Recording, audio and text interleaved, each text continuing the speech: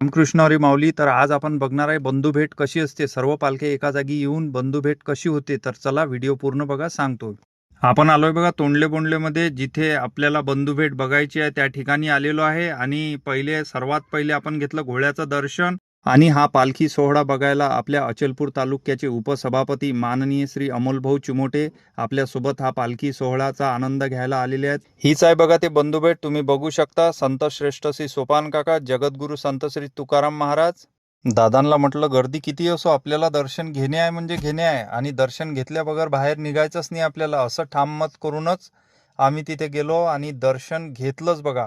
आता म्हटलं एका पालखीचं दर्शन झालंय आपलं, आता आपल्याला दुसऱ्या पालखीचं दर्शन घ्यायचं आहे. संत तुकाराम महाराजांच्या पालखीचं आपल्याला दर्शन घेणे आहे, गर्दी कितीही असो.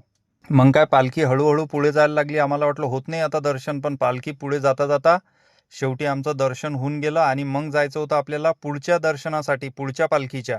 गर्दी बघू शकता तुम्ही किती प्रचंड प्रमाणात आहे. तर आणि हा व्हिडिओ घेण्याचं कारण एवढंच की जे आपले फॉलोअर्स आहेत, जे आपले प्रेमाचे माणसं आहेत, त्यांना हा सोहळा आपल्याला दाखवायचा होता की कशा प्रकारे सोहळा राहतो, कशी बंधुभेट राहते. तर तुम्ही बघू शकता. आता आपण संत श्रेष्ठ ज्ञानेश्वर माऊलींचा रथ बघितला. आता जाणार आहे आपण तोंडलेमध्ये, जिथे की माऊली विसाव्याला आहेत, तिथं जाणार आहे आपण दर्शन घ्यायला. आणि हा तुम्ही रथ बघत आहे, हा संताजी महाराजांचा रथ आहे.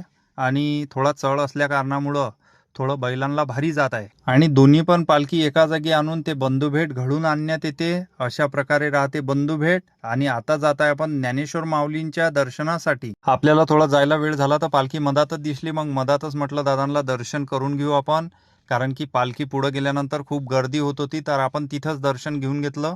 दर्शन वगैरे झालं, पुढं आलो बघा. जिथे पालखी ज्ञानेश्वर माऊलींची विसाव्याला होती, तिथली गर्दी बघू शकता तुम्ही कशा प्रकारे आहे, प्रचंड प्रमाणात. आणि यात्रा पण बघू शकता तुम्ही कशा प्रकारे आहे. तर आपल्या सर्व पालख्यांचं दर्शन झालेलं होतं. मग राहिलं होतं आपल्या आदिशक्ती मुक्ताबाई यांच्या पालखीचं दर्शन आपलं राहिलं होतं. तर आपण दुसऱ्या दिवशी त्या पालखीचं दर्शन घेतलं. बघू शकता तुम्ही की पालखीची सजावट कशी आहे, पालखीचे बैल बघू शकता कशा प्रकारे आहे. तर चला तर भेटू पुढच्या व्हिडिओमध्ये. व्हिडिओ आवडला असेल तर लाईक करा आणि फॉलो करा.